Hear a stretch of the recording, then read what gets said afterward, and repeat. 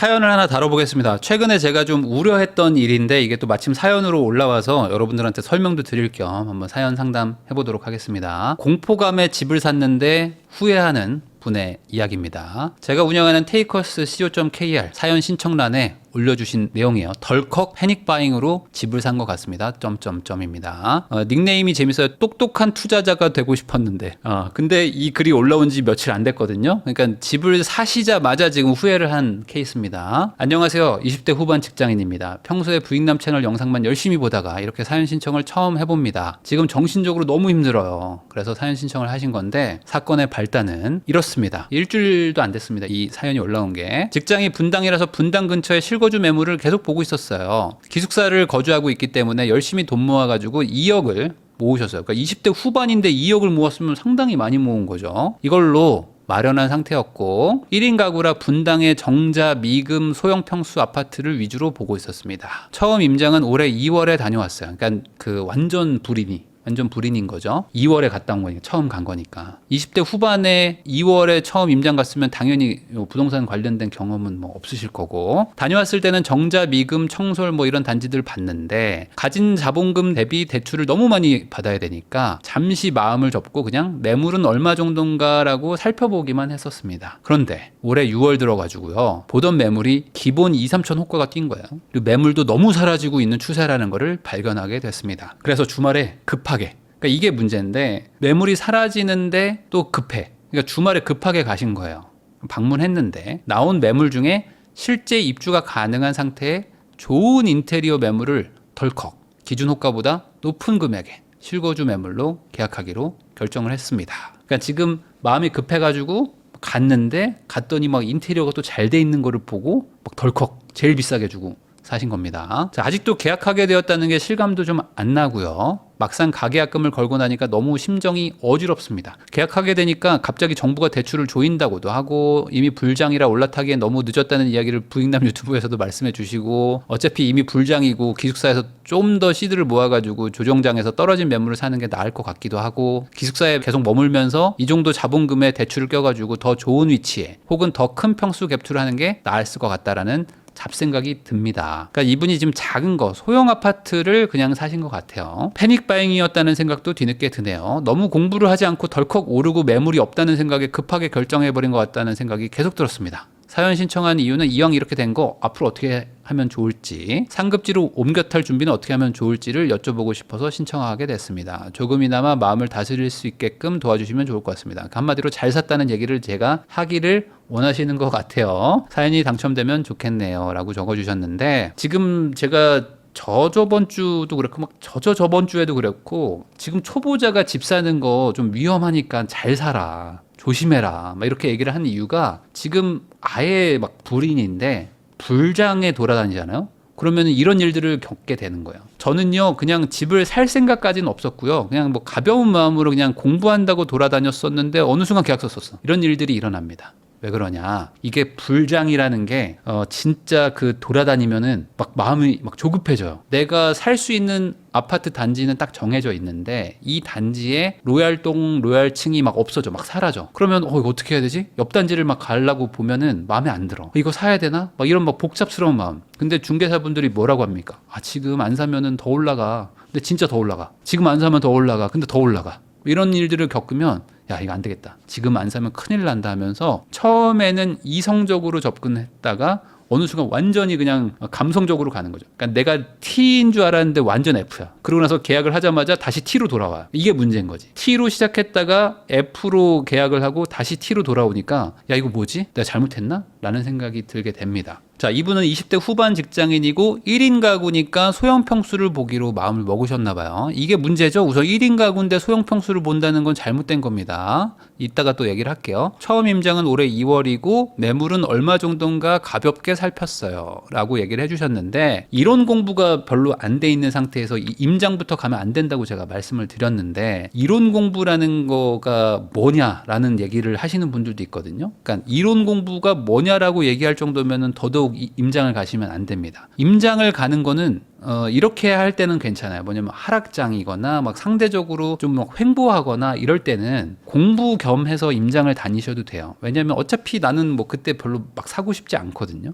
안 사고 싶으니까 그냥 가서 뭐 얼마예요? 라고 물어보면은 뭐 그러면은 이제 중개사분들도 시간이 많기 때문에 잘 알려주시는 분들도 있고 뭐 집을 보는 경우도 있고 나도 딱히 뭐 마음이 급하지 않으니까 그냥 가볍게 돌아다니면서 임장도 하고 그러면 좀 관심도 생기면서 이론 공부도 하고 뭐 이런 게 되는데 불장이고 막 지금 막 폭주하고 막 이럴 때는요 이게 잘 안 돼요. 그러니까 뭐 지금 당장 결론을 내라는 거야. 막 지금 어떻게 뭐 지금 가계약금 안 보내시면 큰일 나요. 뭐 이런 얘기를 막 들으면 사야 되나? 뭐 지금 안 사면 큰일 날 것 같은데 하면서 막 더 사시는 경우가 생깁니다. 자, 올해 6월 들어가지고 보던 매물이 2에서 3천 정도 호가가 뛰었다. 그리고 사라지고 있는 추세인 걸 발견하게 됐습니다. 라고 얘기를 해주셨는데 이거를 요즘에 이제 국장이 워낙 또 막 핫하니까 이걸로 이제 설명을 해보면 저는 주식 초보자인데요. 갑자기 20%가 올랐습니다. 이거 불타기 해야 됩니까? 라는 느낌으로 이해하시면 제일 좋지 않을까. 제가 생각을 해봤는데 여러분들 의견은 어떻습니까? 이게 좀 맞지 않을까요? 그냥 내가 집을 돌아다니고 이렇게 봤던 게 갑자기 막 호가가 막 튀기 시작한다는 거예요. 그러면 이거 어떡하지? 사야 되나? 라고 생각하면서 나도 모르게 이제 막 사는 거잖아요. 이거를 이제 주식으로 보면은 이제 조금 돈을 태웠는데 갑자기 막 올라가. 그러면 어떻게 합니까? 불타기를 막 하고 싶은 마음. 옛날에 조금 더 태울 걸. 지금이라도 태워야 되나? 이런 마음이 든단 말이죠. 분당은 훨씬 더 빨리부터 올랐거든요. 근데 6월부터 오르지 않았습니다. 더 빨리 올랐어요. 임장을 갈 거면요. 이 세 가지는 좀 생각을 한 다음에 나름 결론을 내고 가시는 걸 추천드려요. 지금 가실 분들은. 그러니까 내 투자금은 도대체 얼마일까? 라는 거를 한번 좀 생각을 잘 하셔야 되고요. 나는 왜 집을 사는 걸까? 이것도 잘 한번 고민을 해보셔야 됩니다. 지금 막 올라가니까 살 거예요가 아니고 내가 얼마를 가지고 어떤 집을 사야 되는 거지? 라는 거를 고민을 많이 해보셔야 되고요. 그리고 마지막으로 내 미래 계획은 뭘까도 생각을 해보셔야 돼요. 뭐 나는 그냥 뭐 혼자 사는 사람이고 뭐 20대 후반이니까 그냥 혼자 살 집이 필요해요. 뭐 이런 생각으로 막 사시는 분들도 있는데 그게 아니라 내가 지금은 뭐 1인 가구지만 뭐 결혼을 할 수도 있고 뭐 결혼을 하지 않더라도 뭐 나중에 뭐 더 큰 집을 사는 게 내가 투자적으로 더 유리할 수도 있고 여러 가지 고민할 변수가 많거든요. 그러니까 이런 고민 없이 그냥 무작정 임장을 다니시면 지금은 막 올라가는 분위기가 막 느껴지니까 나도 모르게 사고 온다는 거죠. 그러다 보니까 이분도 보면은 20대 후반의 직장인이시고 기숙사를 거주하고 있기 때문에 사실 1인 가구이기도 하지만 더 정확하게 얘기하면 기숙사에 그냥 살면 되시는 분이잖아요. 그러니까 기숙사에 거주하시면서 뭐 갭 투자 같은 걸로 그냥 하나 뭐 사면 그만인데 뭐 굳이 산다면. 근데 이제 돌아다니다 보니까 이제 혹해진 거죠. 그러다 보니 실제 입주 가능한 상태에 좋은 인테리어 매물을 또 사신 거예요. 그러니까 이게 이 불인이 초보자들의 실수 중에 하나인 게 눈에 보기 좋아 보이는 걸 삽니다. 그리고 그걸 또 이제 비싼 값을 주고 사는 거죠. 그러니까 인테리어가 잘 돼 있는 게 나쁘다는 게 아니라 인테리어도 잘 돼 있는데 그거를 비싼 가격에 당연히 누가 부를 거 아닙니까? 집주인들은 인테리어 비용 이상을 뽑아내고 싶거든요. 그러니까 더 비싸게 돈을 주고 살 확률이 높잖아요. 근데 이분은 지금 실거주할 상황도 아니고 실거주할 필요도 없고 그리고 나는 뭐 돈이 지금 많은 것도 아니고 2억이잖아요. 2억의 자본금이라는 게 많은 건 아니거든요.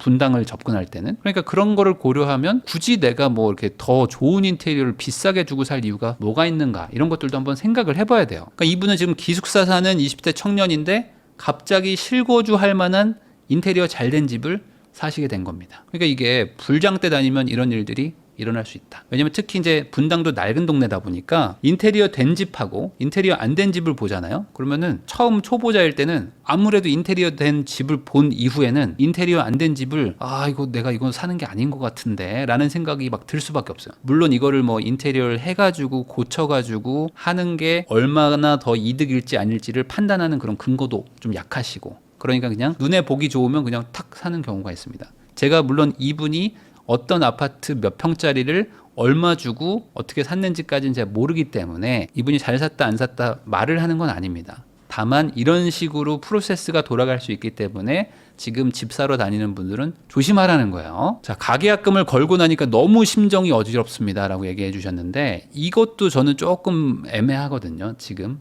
왜냐하면 가계약금을 걸고 나서 지금 이렇게 심정이 어지럽다라는 거는 이분이 봐도 뭔가 지금 내가 잘못했다는 느낌을 받으신 거예요. 그러니까 이게 보통은요 내가 사고 나면 그래도 잘 샀다라는 느낌이 들 때가 있어요. 그러니까 이게 초보자냐 아니냐랑 상관이 없이 내가 이거 산 걸 되게 잘했다라고 느낌을 받을 때가 있습니다. 이게 어떤 때냐 진짜 내가 좋은 막 분위기 되게 좋은 가격대에 잘 산 거예요. 가격대도 괜찮게 잘 샀어. 그러면은 이거를 딱 사고 나서 막 예를 들어 뭐 중개사라든지 아니면 뭐 주변 사람들이 너무 잘 샀다. 너 잘했다. 어떻게 그 지금 이 불장에 그 가격에 샀어? 뭐 이런 얘기들을 듣거든요. 내가 봐도 뭔가 좀 이상한 거야. 이렇게 호가가 높았는데 왜 아무도 이걸 안 샀는데 내가 샀지? 뭐 이런 생각을 이제 뒤늦게 하는 거죠.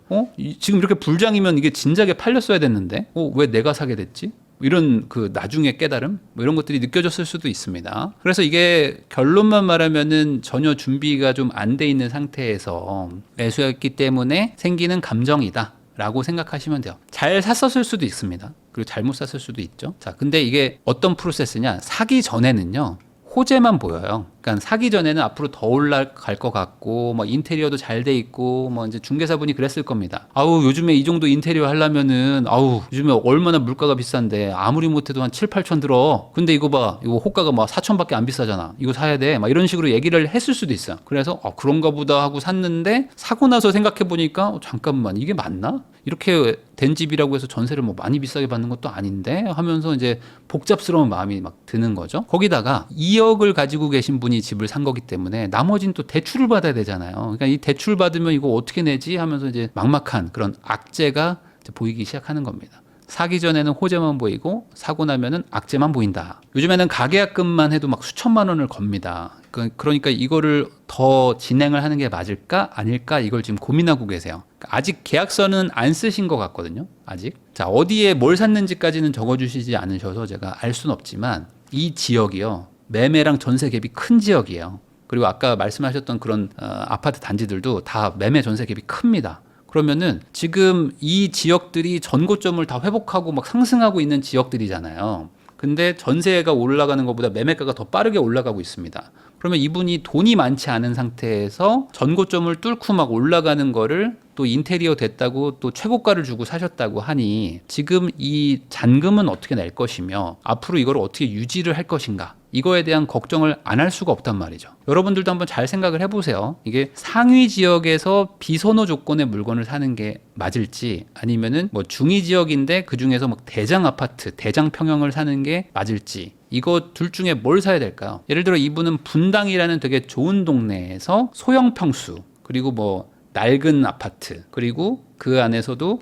뭐랄까요? 뭐 대단지라기보다는 조금 뭐 중소형 단지 뭐 이런 것들을 위주로 사셨겠죠? 그래야지 2억 가지고 분당에서 살 거 아닙니까? 근데 같은 2억으로 동네를 조금 뭐 멀리 가면은 그 지역 내에서는 뭐 33평인데 뭐 대단지에다가 학군도 좋고 나름 엄마들이 막 워너비 아파트 막 여기 살면 대장 아파트예요 하는 것들도 살 수 있거든요. 2억에다가 신용대출 받고 전세 끼면은 왜 못 삽니까? 근데 내가 분당이라는 거에 너무 꽂혔죠. 내 직장이 분당이니까. 그리고 나는 1인 가구라고 생각하니까 그냥 소형 평수 사야 되겠다. 이런 생각으로 가버리면 분당은 소형 평수보다는 그래도 중대형 평수들이 더 인기가 많잖아요. 그러니까 그런 것들까지 고려를 좀 해봐야 된다는 거죠. 자, 이분이 만약에 이제 실거주할 집이 필요하신 상태인 거예요. 뭐 결혼도 했고 애도 있고 뭐 애도 이제 뭐 학군지에서 살아야 되고 하면은 뭐 그러면 집을 살 수 있겠죠. 거기다가 이 지역에 꼭 살아야 되는 이유까지 있어. 그러면은 뭐 고점인 걸 감수하고도 매수를 하는 경우도 있습니다. 근데 이분은 뭐 그런 상황이 아닌 거잖아요. 그냥 기숙사 살다가 잠깐 한번 집을 사볼까?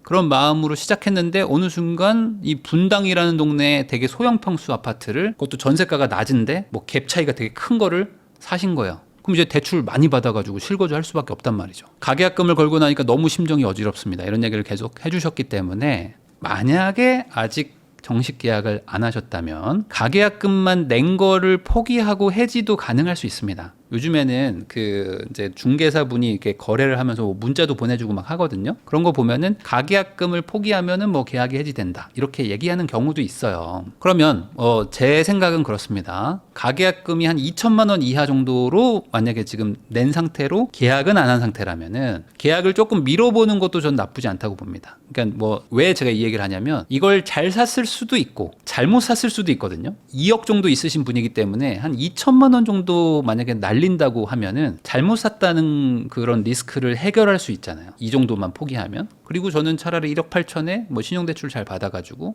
더 좋은 동네에 나한테 적합한 물건을 사는 게 나을 수도 있다. 자, 내가 가진 돈으로 정말 이 단지가 최선인가? 지금이라도 좀 따져보셔야 됩니다. 저는 이미 가계약금을 보냈기 때문에 이 집을 그냥 떠안고 갈 수밖에 없나요? 라고 말하기에는 만약에 가계약금이 적으면 포기할 수도 있으니까 다시 원점에서 판단을 해보는 거예요. 내가 과연 이 돈으로 이걸 사는 게 나한테 최선일까? 나는 기숙사 살고 20대 후반이고 그냥 분당에 출퇴근하는 사람일 뿐인데 어느 순간 분당에 실거주를 하게 된 거잖아요. 그것도 대출도 많이 받아가지고. 그럼 이게 최선일까를 판단해 보는 거죠. 근데 그거를 20대 후반의 1인 가구로 생각하지 마시고 40대 초반의 3인 가구 정도의 마음으로 이 물건을 보는 겁니다. 그러면 다른 동네들도 똑같은 가격대에 살 수 있는 아파트가 있어요. 분당인 건 참 좋은데 여기에 3인 가족이 살 수 있나? 라고 생각해 보시고, 근데 동네는 조금 더 나쁜데 저 동네로 갔더니 같은 가격인데 똑같은 뭐 투자금으로 살 수 있어요. 근데 여기는 3인 가족이 더 살기 좋겠는데? 생각을 해볼 필요가 있다는 거죠. 근데 많은 분들이 이런 얘기를 합니다. 저는 1인 가구인데 그냥 소형주택 사면 안 됩니까? 라고 얘기를 하시는데 뭐 여기서 계속 사시면 상관은 없겠지만 결국에 당신 집을 사줄 사람이 누구냐? 이걸 또 생각을 해봐야 되거든요. 내가 여기서 뭐 평생 살 거 아니잖아요. 그러면은 이 집이 뭐 안 올라간다는 게 아닙니다. 분당이 뭐 가격이 지금 막 상승세가 있으니까 같이 갈 수 있죠. 같이 갈 수 있지만 분당에 있는 거라고 해서 다른 동네들보다 무조건 더 올라가는 건 또 아니거든요. 그리고 내 상황에 안 맞을 수도 있죠. 내가 버는 진짜 수익이 뭘까를 한번 생각해 보면 집값이 상승하는 것만 내가 버는 거라고 생각하시는데 아닙니다. 대출이자도 분명히 비용이죠. 그리고 이제 세금도 내야 됩니다. 그러니까 세금 내고 대출이자 내고 집값 상승분해서 이걸 제하면 그게 내가 버는 거 아니겠습니까? 그러면 이분은 지금 갭 차이가 되게 큰 물건을 산 것 같아요. 그러면은 전세 끼고 뭐 이렇게 대출을 좀 줄이거나 이렇게 하기도 또 쉽지 않을 수 있지 않습니까? 자, 그래서 대출이 과할 때도 수익률이 좋을지도 한번 따져봐야 되고요. 그러니까 여러 가지 좀 사후 처리긴 하지만 따져볼 부분이 많다. 그러니까 무작정 그냥 이거를 계약을 했기 때문에 가야 된다라고 생각하기에는 좀 어려움이 있습니다. 자, 10억에서 14억 되는 거랑 6억에서 9억 되는 거. 둘 중에 뭐가 더 돈을 많이 벌까요? 라고 이렇게 단순히 물어보잖아요. 그러면은 대부분 첫 번째를 고릅니다. 4억 올랐으니까 돈 더 번 거 아닙니까? 라고 얘기하시는데 아닙니다. 양도세도 발생되고요. 그리고 대출을 얼마 받느냐에 따라서 오히려 손해일 수도 있어요. 2번이 1번보다 더 돈을 많이 벌 수도 있어요. 근데 많은 분들은 그냥 4억 올랐으니까 돈 벌었다라고 생각한단 말이죠. 이 투자금과 유지비를 고려해서 수익률을 따져보셔야 됩니다. 자, 일주일이라도 한번 미뤄보는 것도 전 나쁘지 않을 것 같아요. 일주일 정도를 미룰 수 있으면 좀 미루는 거죠. 그러면은 그 다음에 한번 내가 고민을 많이 해보는 거예요. 그래도 이게 결국에 최선이다. 내가 봤을 땐 이게 저한테 최고의 물건입니다. 라는 마음이 들면 그때 한번 본계약을 진행하시는 것도 저는 나쁘지 않을 것 같다. 물론 가계약을 보내고 나서 계약을 뭐 빨리 쓰는 게 좋긴 좋아요. 요즘 같은 막 불장에는. 근데 내가 잘 샀는지 잘못 샀는지 알려면은 예를 들어 내가 계약을 막 미루려고 그래. 내가 계약을 막 미루려고 하는데 매도자가 계약을 빨리 쓰자고 하는 경우도 있거든요. 그러면 내가 약간 잘못 샀을 확률도 있습니다. 보통은 잘 사면요 계약이 깨질까 봐 매수자가 걱정을 하죠. 보통은 그렇습니다. 그러니까 이게 지금 어떤 의미인지 이해를 하셨으면 좋겠어요. 자, 근데 문제는 이거죠. 만약에 가계약금이 막 너무 커요. 가계약금을 막 좀 몇 천을 막 건 거예요. 그리고 이미 계약도 하셨을 수도 있죠. 그래서 이미 뭐 거기에 수천만 원을 준 상황이다 라면은 해지 리스크가 너무 큰 거죠. 해지 리스크가 너무 크기 때문에 이거는 저는 좀 말리고 싶고요. 그럼 어떻게 해야 될까? 이 지역에 월세가 잘 나가는지 한번 조사를 해보시고 대출을 최대한 한번 받고 그 다음에 월세 입자를 맞춰가지고 어떻게든 투자금을 좀 줄일 필요가 있습니다. 여기에 실거주하는 거는 제가 봤을 때 별로 좋은 상황인 것 같지는 않고요.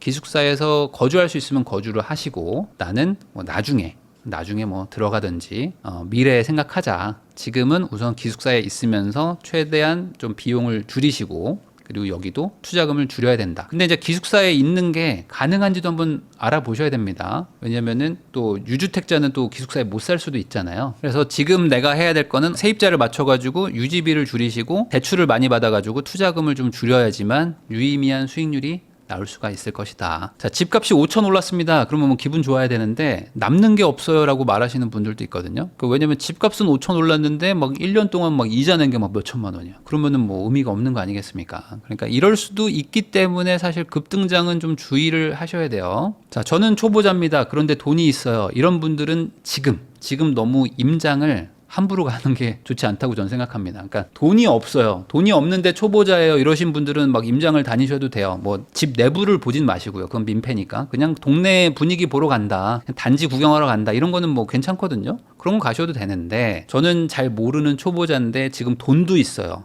근데 지금 불장인데 한번 구경 가려고 하면은 갔다가 그냥 집 사고 오시는 분들이 생각보다 많아요. 자, 임장이라는 건 뭘까? 임장은 시작이 아니라 마무리입니다. 임장은 마무리거든요. 그러니까 임장이라는 거는 가기 전에 이미 결론이 어느 정도 나 있는 상태에서 내가 생각한 이 투자 그 프로세스, 이 투자 로직이 잘 맞는지, 정말 내가 생각한 대로 되는 거 맞는지 최종 확인 검증하러 가는 겁니다. 그러니까 임장은 막 열심히 막 다니시는 게 아니에요. 임장을 막 많이 다닌다고 공부가 되는 게 아니에요. 그냥 몸만 힘들어. 그냥 몸만 힘들고 이 신발 밑창만 떨어질 뿐이에요. 그냥 임장 많이 간다고 내가 공부되는 게 아니라는 거. 더 중요한 건 뭐냐면 내가 이론도 공부 많이 하시고 손품도 많이 파신 다음에 나름 A와 B가 도대체 무슨 차이일까? 과거 데이터도 비교를 해보고 A와 B 둘 중에 뭐가 더 나을지 내 나름대로 투자관을 가진 다음에 이게 정말 제대로 작동하는 거 맞아? 라고 가서 확인하는 겁니다.